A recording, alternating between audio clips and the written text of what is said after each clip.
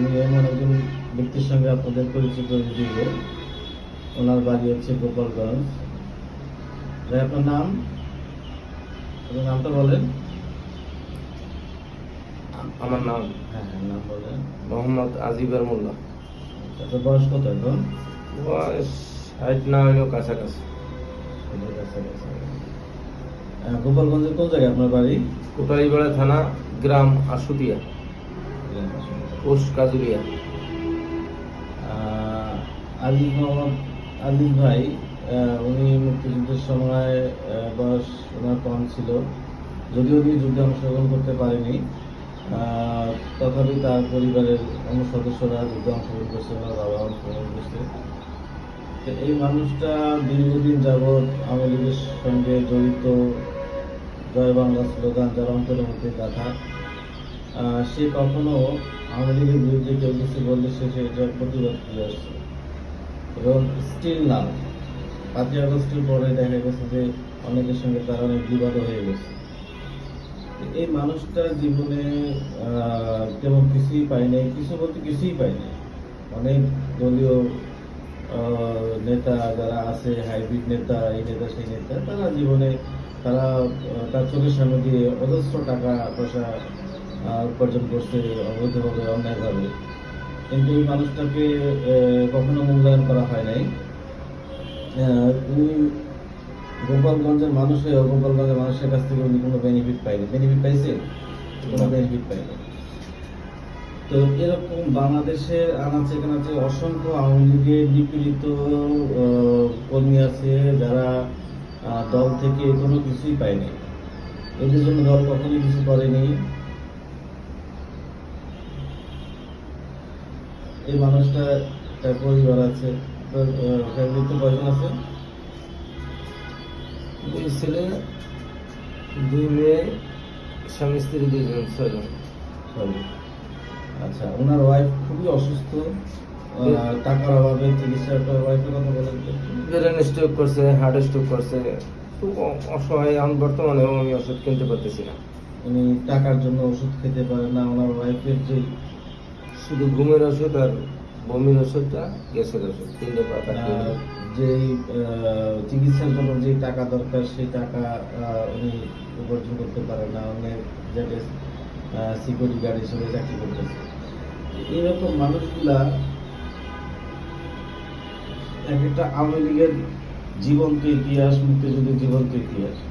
এই মানুষগুলো আওয়ামী লীগের সব কিছু থেকে বঞ্চিত হয়েছে। উনি না পেয়েছে বয়স্ক ভাতা, সেটাও ওনার ভাগ্যে কুলায় নাই। অনেক কিছু করছে, অনেকভাবে আগাইছে, কিন্তু এইসব মানুষগুলোর দিকে ফিরে তাকানোর মতো সুযোগ কারো হয়নি, কারণ সবাই তো নিজের আখের বোঝাইতে ব্যস্ত ছিল। এই আজিজ ভাই যদি একটা গুলিও করা হয়, সেই গুলি মারার আগেও বলবে যে জয় বাংলা, কারণ তার ভেতরে, তার অন্তরে ওই জয় বাংলা।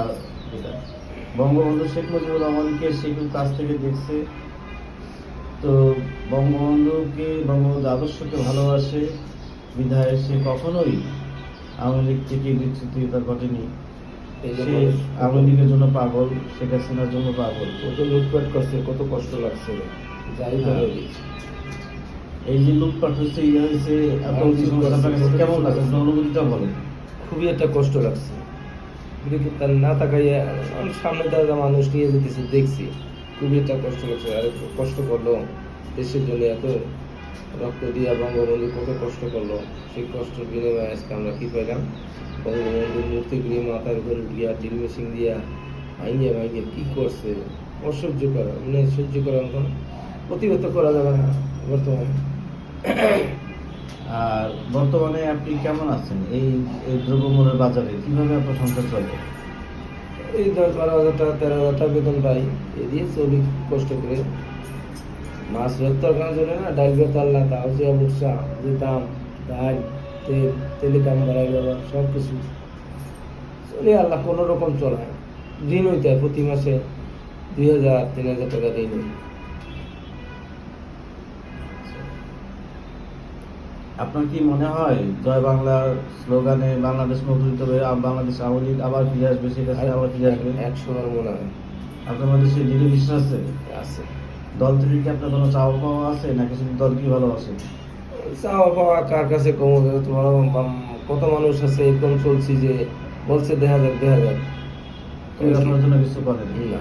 কেউ কেউ কইছে যে আমার স্ত্রী এই অবস্থা, তাপসের কাছে নিয়ে যাবো, বলবো যে ওনার বাড়ি কোটালীপাড়া, এই তারপর ভাইয়ের কাছে তার যাওয়ার সুযোগ আজকাল তারা থাকে ব্যস্ত, তাদের সাথে কথা করার টাইম নেই, সুযোগ নাই।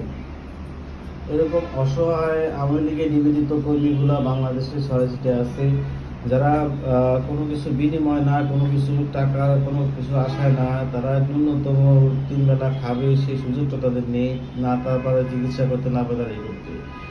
5ই আগস্টের পরেও তারা আওয়ামী লীগকে ভুলে যায় না, কিংবা আওয়ামী লীগের প্রতি তাদের যে ডেডিকেশন, যে ভালোবাসা, শেখ হাসিনা বঙ্গবন্ধুর প্রতি তাদের যে শ্রদ্ধা, এটা তারা কখনো ভুলবে না, তাদের মন থেকে কেউ কেড়ে নিতে পারবে না। এই একজন আজিজ নয়, এরকম সারা বাংলাদেশে অনেক অসংখ্য হাজার লক্ষ কোটি আজিজ মিয়া আছে, যারা আওয়ামী লীগের চেতনা হৃদয়ের আলোকারী, মুক্তিযুদ্ধের চেতনা হৃদয়ের আলোকারী। এদের জন্য সময় যখন আসবে, আমাদের সময় আসবে, ইনশাল্লাহ আমরা এদের পাশে দাঁড়াবো, এদের জন্য করবো, এদের জন্য কিছু করতে হবে। কারণ এরাই আওয়ামী লীগকে বাঁচিয়ে রেখেছে। এরা এক একজন এক একটা আওয়ামী লীগের প্রকৃত সৈনিক, সাহসী যোদ্ধা। তো এদের জন্য আমার অন্তর থেকে খুব কষ্ট হয় যে এই মানুষগুলা আজকে কতখানি অসহায়, কতখানি নিপীড়িত।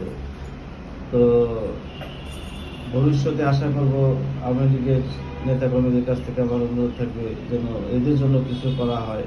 এই সমস্ত মানুষদেরকে আমি বাংলাদেশের প্রান্ত থেকে প্রান্তে খুঁজে বেড়াচ্ছি, যারা এই দুঃসময়েও আওয়ামী লীগের পাশে আছে। একটা ডাক দিলে এরা সবাই ছুটে আসবে। এরা এদেরকে যদি আপনি গুলি করে মেরেও ফেলেন, তারপরে যাওয়ার মারার আগে বলবো জয় বাংলা, জয় বঙ্গবন্ধু। কারণ এদের অন্তরেও জয় বাংলা গাথা আছে ঠিকই আছে। জয় বাংলা বলে একটা স্লোগান দেন। জয় বাংলা, জয় বঙ্গবন্ধু।